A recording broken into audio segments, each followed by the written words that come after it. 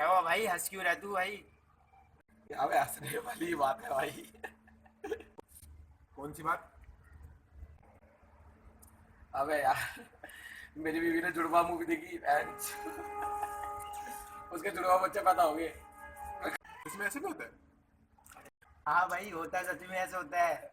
मेरी बीवी ने 3 इडियट देखी, 3 बच्चे हो गए यार।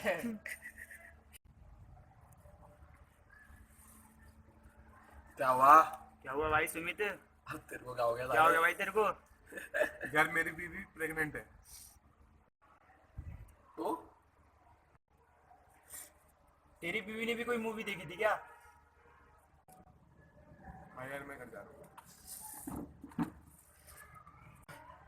क्या हुआ भाई सुमित, जा क्यों रहा तू? अबे गाँव लोग समाज के जा रहा भाई तुझसे। मैं कल ही मेरी बीवी ने अली बाबा 40 देखी। मुझे नहीं बनना 40 बच्चों का पापा, जा रहा हूँ।